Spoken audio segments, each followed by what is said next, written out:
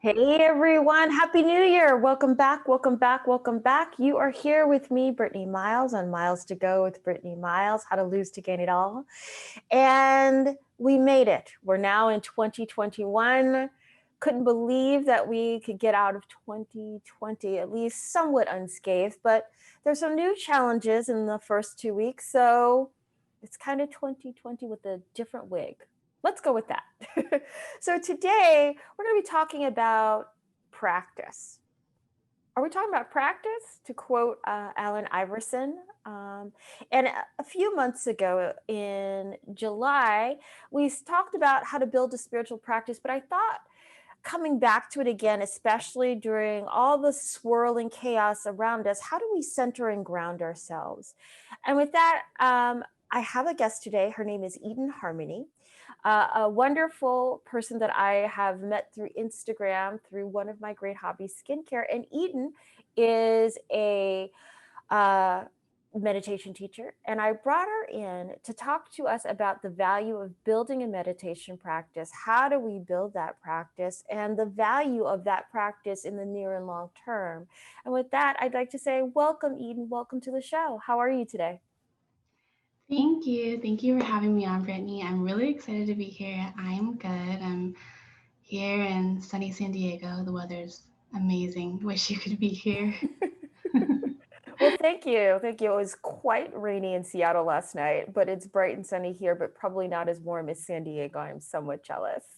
At least you get to go out to the beaches as you post that on your Instagram. And with that, can you tell us where folks can find you on the interwebs?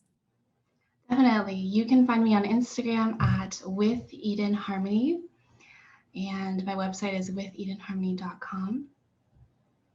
Okay, perfect. And as I said, I met Eden through my hobby skincare, and she is also the proprietor of another company called Mirror Shop. So if you are into K beauty, T beauty, specifically T beauty, go there and purchase some skincare. And for today's show, the first person that can email me at brit@miles2coaching.com, you can win a $25 gift card at Eden Shop. So do email me at brit@miles2coaching.com. And we'll be talking about that more throughout the show.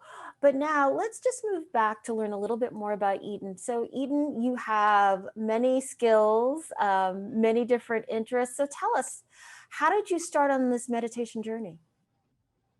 Definitely. So I would say my first and my greatest calling is being a meditation teacher. Where do I begin? Well, I could start with school. So I graduated university 5 years ago. I went to the University of California, Berkeley.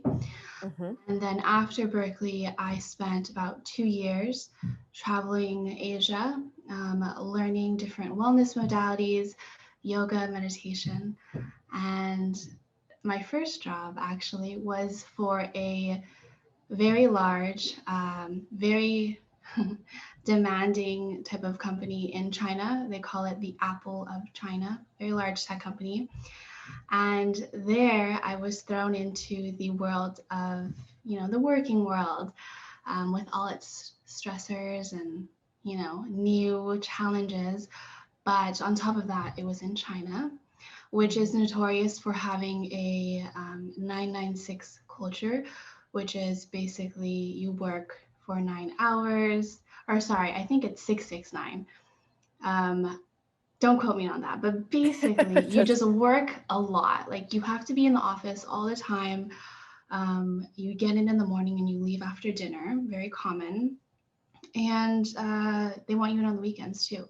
They really value FaceTime. So that type of lifestyle I quickly found out is not sustainable, not just to me, because I was like a little American, fresh college graduate, just like, thrown into that world. But I could also see in my colleagues, it was really wearing them down. And it was then that I started playing around with meditation and incorporating meditation into my corporate working lifestyle. Before I was, traveling, I was in all these retreats, I was staying at ashrams, really off the grid. And that was where I got a lot of my practice and my education in that in.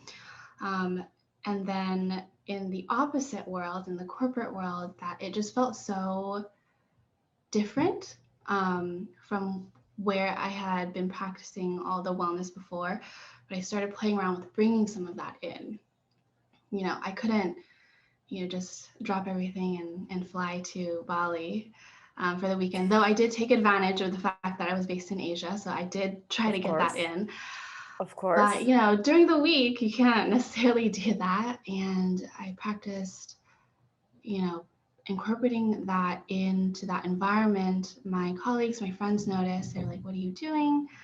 And I told them about it and I shared a little bit with them. And lo and behold, I realized that well, first, they really enjoyed it, even though we were in the office, we were in that crazy environment.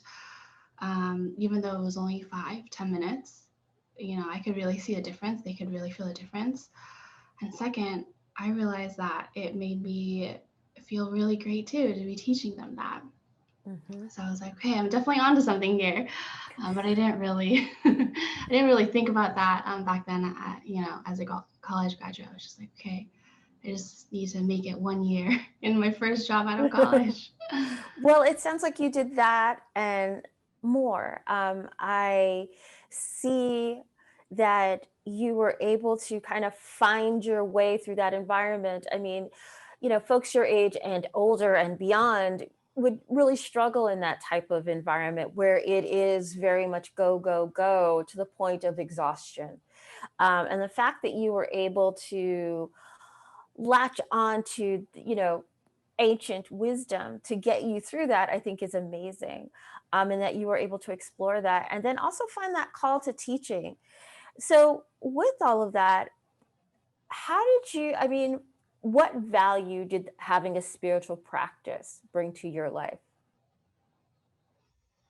That's a loaded question. But first, when you said go, go, go, Mhm. I'm not no stranger to that type of environment. When I went to college, at Berkeley, it's extremely go, go, go.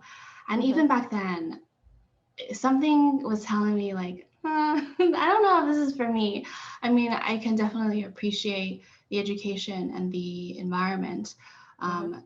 that I was exposed to, but something in me told me that, yeah, it's probably this type of lifestyle is not for me. And so back then, I started toying around with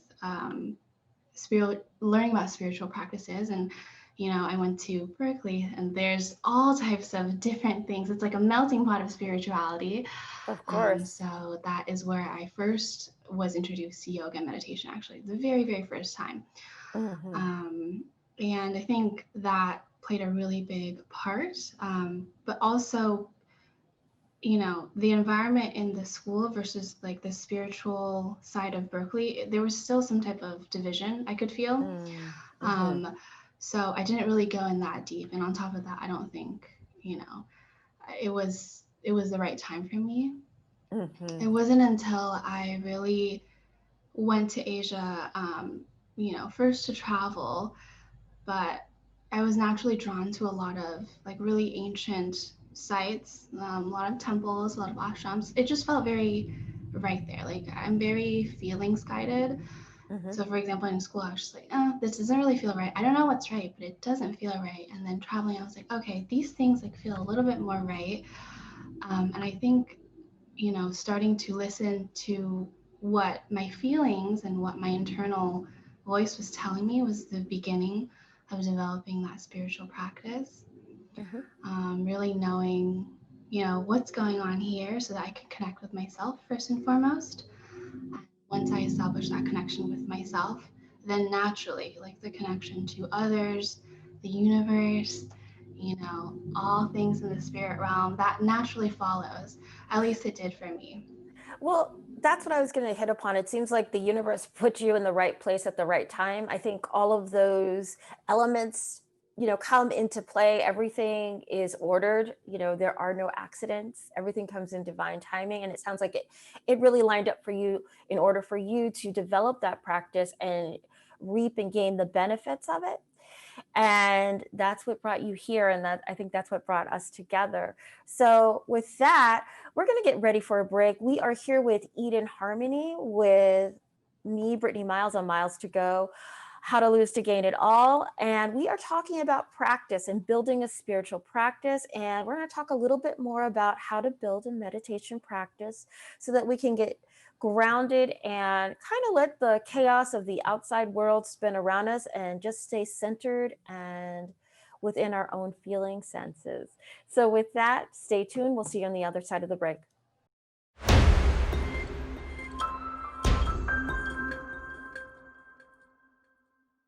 Hey everyone, welcome back, welcome back, welcome back. You're here with me, Brittany Miles, on Miles to Go with Brittany Miles, How to Lose to Gain It All. And I have a very special guest today. Her name is Eden Harmony. She is a meditation teacher and private coach. And we're talking about practice. We're talking about practice. To quote Allen Iverson, ever so long ago, but still ever so funny. But today, more seriously, we're talking about how to build a spiritual practice, specifically a meditation practice. And I brought Eden on today to talk about how we can do that and talk about the value of meditation. So, Eden, tell folks how they can reach you on your socials. You can find me on Instagram at With Eden Harmony and my website, withedenharmony.com. Yes, thank you. And Eden is also the owner of a tea beauty company called Miru Shop. And we have a $25 giveaway today for the first person that can email a comment to me at Britt@milestogocoaching.com. And again, that's Britt, Britt, at miles number 2 go coaching.com. Yeah, and you can get $25 to shop the site and get some beautiful, wonderful skincare. My favorites are sheet masks. I have many, many sheet masks. I'm a hoarder. What can I say? But I look ageless. So with that, thank you, Eden. And with that, let's talk about the value of meditation. As a practitioner, proponent, teacher, coach, let's talk about, what does meditation do for the mind? Meditation quiets the mind. It's like hiring a cleaner to I like clean that. up whatever is going on in your mind. Mhm. Um, A Hoover. yes, yes. Or if you have a cleaning lady, before she comes, you have to organize everything first, right? You can't just like give, unless that's your jam. But usually, what I like to do is I like to at least put things out of the way or Right. tidy, and then that way she can come and clean. So I would say meditation is kind of like the tidying part, like figuring out, okay, what's going on here in my mind. Okay, Ah. like let's see if we want to, okay, well, this is probably trash, we want to throw away, or Mhm. this is, belongs in the bookshelf. And then once you get deeper into your practice, that's when you can like, clean and get everything a little bit more sparkly, so that once you step out of the practice, you can open your eyes and you're just like, okay, wow, I feel like I can think a lot more clear and Mhm. act in a less blocked way. And I love the metaphor of cleaning. I use cleaning because I think everyone can relate to that on some level, right? And I love the idea and the metaphor of like tidying things up. But as a tech professional, and I know you work a lot with those folks and you're an industry professional as well, is that if you tell me I have to tidy up, I'm going to use that as control, right? Light, or maybe just forcing. It depends on what the day is. So how would you work with me to let go of some of that control? Because again, that's something that I teach here, is letting go and surrendering. But how do you teach that to a newcomer to meditation? That's interesting that you use the word control. I hear that word so much. Like, Mhm, I think almost every person that I come across, mhm, in the beginning especially, they're just like, I don't want to give up control, or mhm, like, I want to get better control. mhm, Um, and usually my response is, I hear you. Control feels great, mhm, and a lot of what I'm actually working with them is not so much centered on like control, um, but allowing them to quiet down so they can know what feels right for them and what seems and is telling them, and what is guiding them from the inside. So I think all of us have an inner voice that um, is it's easy to crowd it out with mhm, outside influences, with mhm. an overthinking mind, with stress. So my job is to kind of go in there, help calm you down, and then see if I can bring that inner voice out. And that inner voice can be, I feel bad. It's very basic. Sometimes a student will come to me and I'll say like, so before we start the class, like, how are you feeling? Do you feel good or bad? Mhm. And they're just like, they can't really answer. So I'm just like, okay, then, I don't, we don't really have to worry about control right now. We have to worry about allowing you to really understand what's going on within you. And then we can work with that. And I love what you say about that because lots of different meditation teachers I've talked to bring up many different ways of approaching. And I love the fact that you approach it from you're allowing what comes up for people to come from that inner knowing. And you touched upon that at the beginning of the last segment, was that how you got guided to this was really basically your inner knowing. And I think that's incredibly important because most of us in culture are pretty much kind of dead from the neck down. As a former massage therapist and Pilates instructor, folks really are in their heads and it's this ongoing story and running dialogue. And, I think another metaphor to throw out there is like they're the star in their own movie, but they don't even know what's going to, they keep predicting what's going to happen next, and they're afraid of that still small voice that's inside that's telling them the next step. One could call it God's GPS or just, just a GPS system. It's, what's right for you. When you're like, I shouldn't turn down that corner, or you can't understand why you just don't like someone, or a reason why you really like someone and you just met them, but they feel right. And I think meditation opens up and creates that space for allowing that voice to become stronger. I know within my own practice, I can hear that voice more clearly. And it's the voice that, no, you can trust it, right? You hear it, but you're like, but it's telling me something too good to be true. And it's not too good to be true. It's actually what is real, because the universe is conspiring in your favor, and a lot of the stuff in our minds is basically self-sabotage. At least in my case, I will only speak for myself. But once I started anchoring and listening to that voice, especially through practice, I got calmer and things slowed down for me.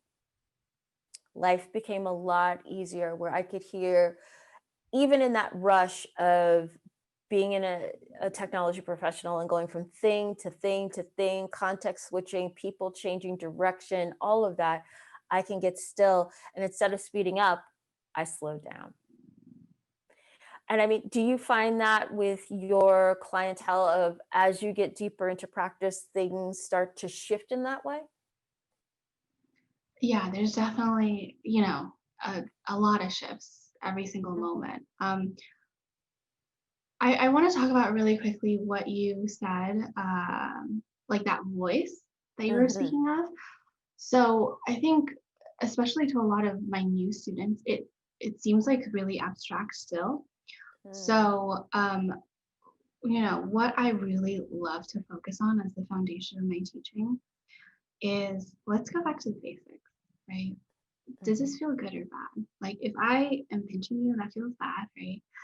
And if you are breathing nice and deeply, that feels good, right?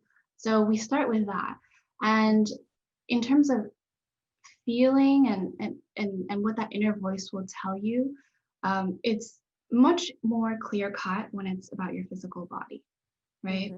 So like I like the way I'm sitting. I do not like the way I'm sitting. I would like one more pillow, right? So that is also your voice, and that is kind of from where we start, exercising that listening to your own voice muscle.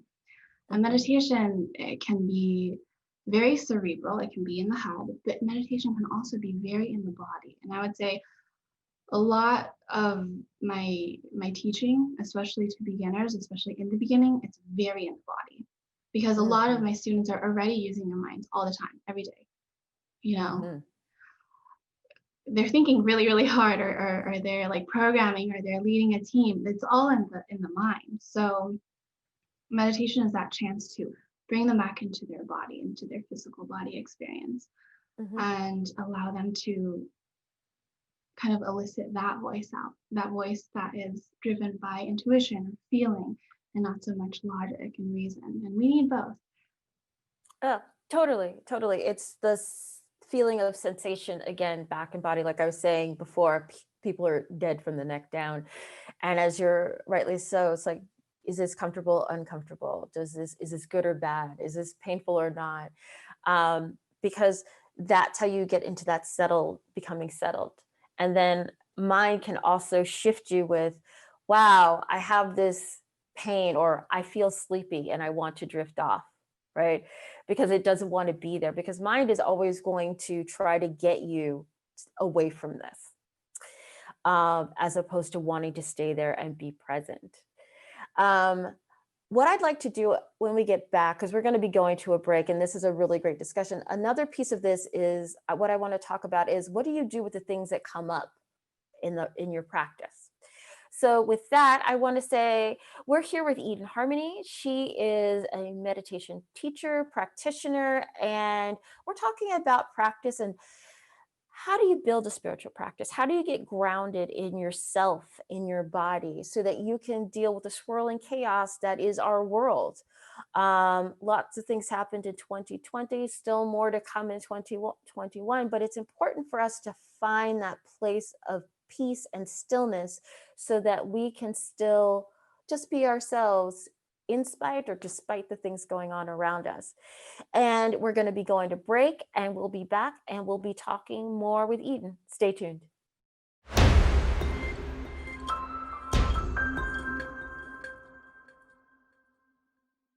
Hey everyone, welcome back, welcome back, welcome back. It's me, Brittany Miles, here on Miles to Go with Brittany Miles, How to Lose to Gain It All. And I'm here with Eden Harmony.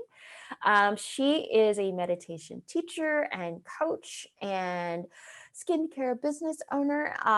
And we are talking about practice, spiritual practice, how to develop a spiritual practice, specifically meditation, during this crazy time that we are living in. 2020 is over, but 2021 is wearing a different wig, but still giving us a lot of 2020 vibes. So we are here to figure out how we can stay grounded despite the chaos that's swirling around us. And last segment, we were talking about what the value of meditation is for you. We talked about what it does to the mind. We were talking about how it impacts the body and gets us centered and present to the present moment. And one thing I wanted to pick back up on, Eden, is once you get quiet, you get still, you're focused on the breath, you're trying to shut down your mind, and you're starting to hear that still small voice, which is your intuition, the person who you really are. What do you do with all the other things that come up for you? Like if there's sadness, grief, anger, how do you manage those things within your practice? So the first thing to realize is that the fact that it's coming up means that you're doing something well. There's no right or wrong way to meditate, but some people might think that the fact that there's a feeling coming up or like a thought coming in that means like their practice is bad or something. That means they can't focus. I don't, really think that that's necessarily the case. I think when you close your eyes and you drop into your breath and your body and you allow the chatter in your mind to quiet down and the outside world to kind of fade away, whatever that comes up is extremely, worth paying attention to. And Mm-hmm. it's almost like they're like little messages. So if you're meditating, all of a sudden you feel really sad, which is actually, I would say, quite common with a lot of my students. Like all of a sudden, I'll feel, their sadness or something. Um, you know, it's it's almost like the body, the emotional body. Um, well, let's back up. So usually when we feel sadness and we have to like, keep on moving forward in life, what we do is we try to, best case scenario, we resolve it. We let it breathe and we let it play itself out. A lot of the times, more difficult emotions will just kind of be put to the side. Mm-hmm. Um, and they don't necessarily disappear, but they do, we are carrying them with us. Mm-hmm. So during meditation, when we quiet down, that is their opportunity to come up and be like, hey, like, it seems like you're quiet. It seems like everything's calm. Like, well, I'm naturally going to come up then because, you were kind of pushing me away for so long. Mm-hmm. And when it naturally comes up, just watching it come up and then, play itself out. Like it might get stronger, it might get quieter, but it's not static. It won't stay there forever. That's just the nature of everything in life. That everything is always in change. Mm-hmm. And that is something that I try to teach my students very early on, that everything's always changing. And I use their body as the example. Right. And I mean, everything is impermanent. We change moment by moment, breath by breath. And what I loved about what you just said is that it's that quietness. I call it the stillness. And that's when things are able to come up because it's in that quietness. It's the lack of control, going back to that. It's just things have calmed down.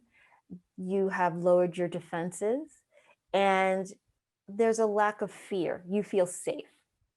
Maybe I think that's a better word. There's a sense of security, and that you're actually trusting what's happening within this moment and in this time.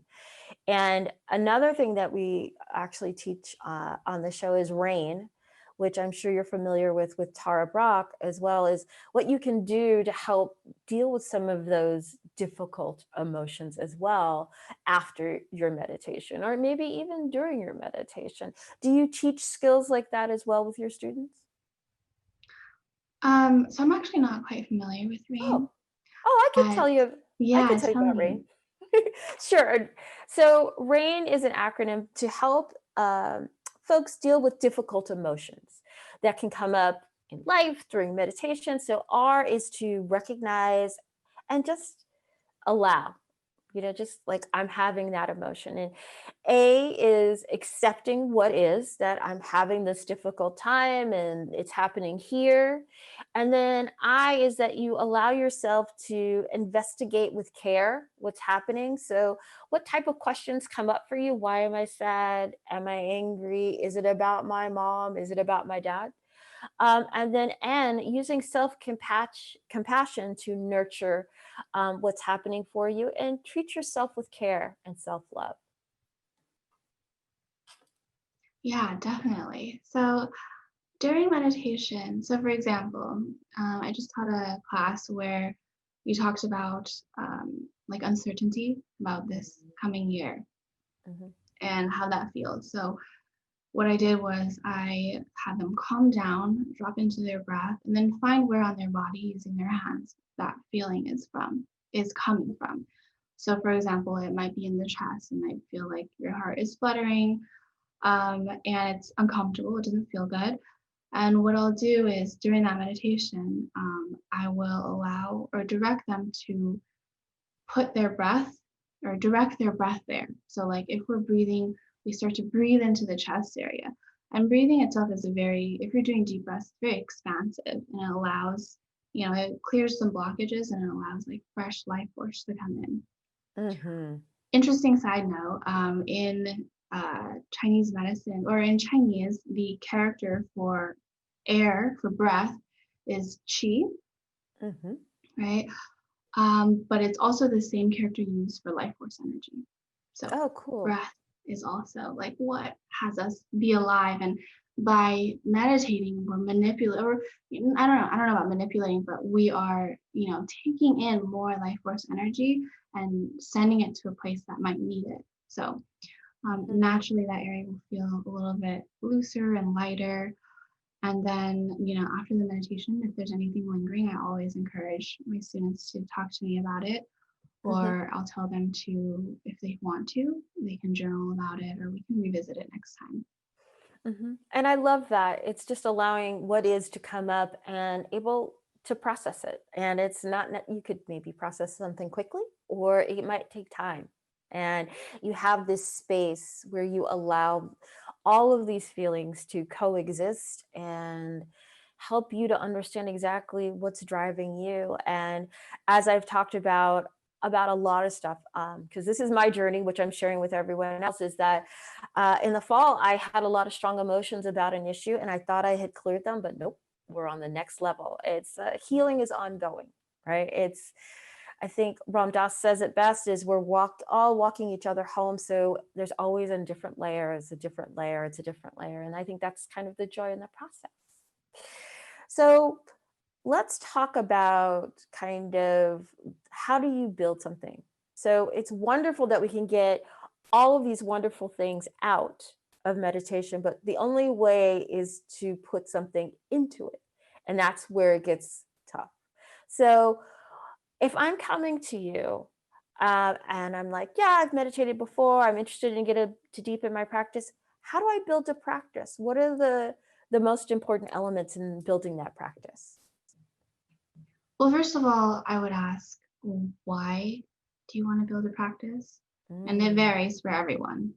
Mhm. Some people might say, I want to build a practice because I want to focus more on work. Some people might say to, work with my anxiety and stress. And those are extremely different Mhm. reasons. And as a result, the way I would recommend you to structure your practice, or the way I would teach you, is very different. Mhm. So, I think being really clear about why your practice, that why is really important, because if that isn't clear, then and you're just kind of this is what I see sometimes. It's like they take their vitamins every day, and like they think that they should be meditating every day too, like for 30 minutes or something. And you know they say that they don't really feel anything different, or it's not, they don't think that they're getting the results, or they don't think it's working. That is, my signal to turn it back onto them and be like, okay, well, why do you want to practice? And if you want to focus better, like, do you think, you need to have to do it every day, or at that set time, or is it something that we can build in, um, as a tool for you to use and call upon when you're feeling really foggy at work? Mm. So it's not like, okay, I wake up and like before my morning coffee, I sit down 30 minutes to meditate. That works for a lot of people. Mhm. What I find is that if someone comes to me and they're like, yeah, I don't know if it works, and like they've been doing something like that, I'm like, okay, well, let's go more intuitive route. Like, Mhm. if your why is to be more focused, let's use it when and only when you need focus. And that is your practice. Mm. I love. Similarly, Go ahead. No, yeah, sorry. sorry. Similarly, like if you have, you know, anxiety, okay, and you want to meditate and build a practice for anxiety, personally, telling someone, or having someone like meditate, at a set time every single day, like that's kind of a lot of pressure, you know? So again, it's also like, let's hone your intuition, your inner voice. If you feel like you're having some anxiety right now, um, maybe you can ask yourself, like, do I want to meditate? Uh, it's a little bit. I think it's a little bit more elastic in that case, because it's like, if you're anxious, then you have to meditate. That puts a lot of pressure too. So again, Under it's all back to the voice, and letting them trust what they're telling themselves. And I like that. It's a tool to use whenever and however. So with that, let's put a break, pause in this, and we're going to go to a break. This is Brittany Miles on Miles to Go with Brittany Miles, how to lose to gain it all. And we're here with Eden Harmony, and we're talking about practice and building spiritual practice, specifically meditation. Stay tuned.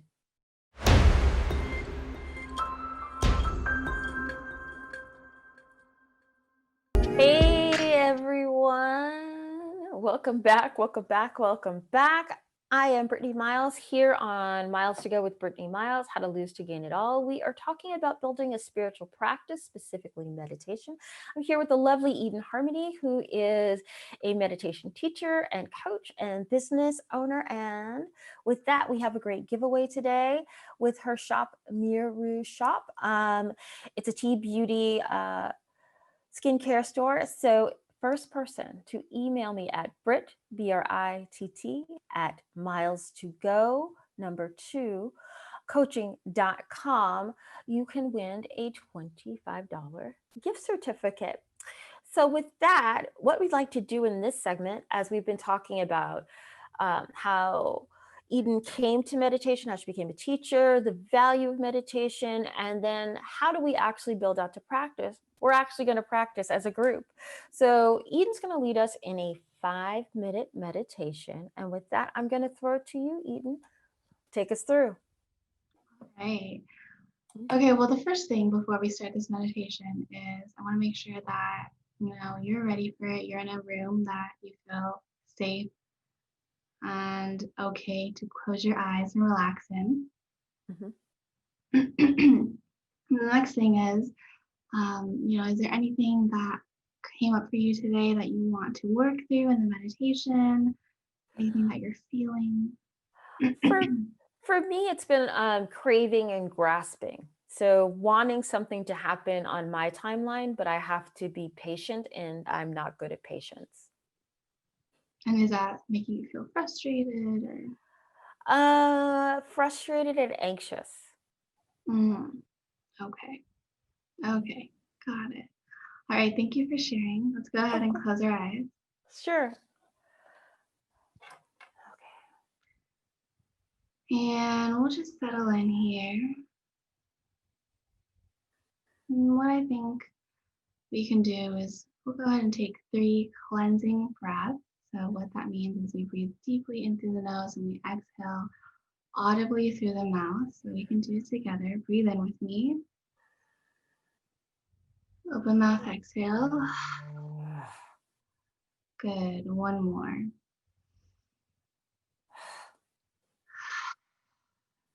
Very good. Breathe in. All the way out. Good. So after these 3 breaths, you should feel a little bit lighter, a little bit more present. And what we'll start to do is we'll start by placing our left hand on our left hand on our stomach and our right hand on our chest. And just breathe as usual here. But I want you to notice if there's one hand that's moving more than the other. And usually that would be the hand, our right hand, on our chest. And we'll go ahead and start to mindfully deepen our breath and send that breath to our belly so that with every inhale and exhale, your left hand moves more now. So we'll breathe in together. We'll breathe out. One more in, out. And continue this on your own, these deeper, slower belly breaths.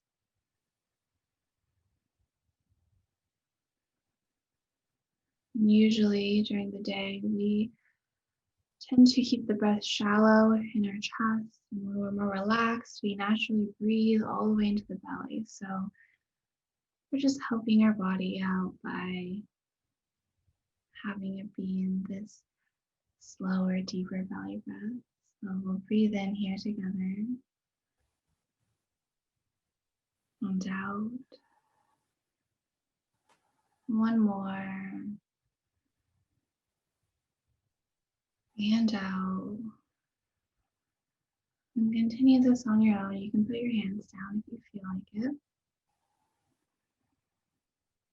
But you might feel a little bit more relaxed, a little bit more in your body now that we're breathing into the belly. And I want you to enjoy it. Enjoy how nice this feels. You can smile a little bit.